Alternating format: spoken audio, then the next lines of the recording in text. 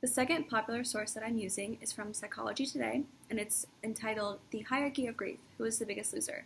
And it was written by Pamela Citronbaum. Since I found it on Psychology Today, it's definitely a credible site for a popular source, and this author specifically, I believe, is credible to my project because she herself has endured a great loss, which was the death of her brother. The article was published in 2010, but since grief is like a timeless experience, and we're still today comparing our grief to other people's grief, I definitely don't think it's outdated just because it was written 6 years ago. And so the rhetorical device that the author uses was definitely pathos.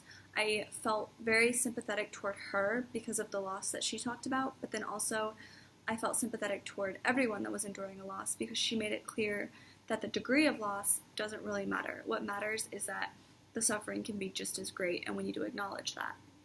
So her tone was definitely serious, as she was analyzing a pretty serious topic, which is grief, but she was also very compassionate, and I felt that that tone almost overshadowed the serious tone because she talked about how empathetic she felt for anyone else enduring a loss, and she talked about how we're all in this together, and I definitely think that created that sense of compassion.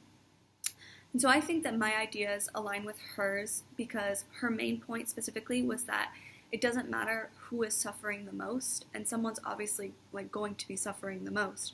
But what matters is that we all support each other, and whether it's grieving for the loss of one specific thing or one person, or different griefs that we're experiencing.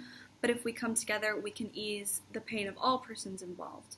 And so I thought the article was definitely well written because you can clearly hear her voice and her emotions throughout the article, and she also had well-defined opinions, and her vocabulary allowed the readers to feel her emotions. So this article will be useful in my project specifically because I'm exploring the idea of grief and who is or isn't allowed to feel grief, which is like disenfranchised grief. But it would also be useful to anyone who's trying to understand their own grief or the grief that's being experienced by a loved one. And so overall, I think that the most interesting and impactful piece of information from the article was when she talked about miscarriages. So she was asking questions about how far along you have to be to really feel the pain of a loss in a miscarriage, and if it's months or weeks or even just a day. And so I can imagine that someone might feel as though they don't really have the right to grieve over losing a child that they just found out they were carrying. But what I do really agree with from the author's perspective is that at the end of the day, if you do just lose a baby after one day of knowing that you're carrying the baby, or if it's been months, you can still come on stage and claim your loss, is what the author says, because death is death, and a broken heart is a broken heart, and no one should be denied that right to grieve.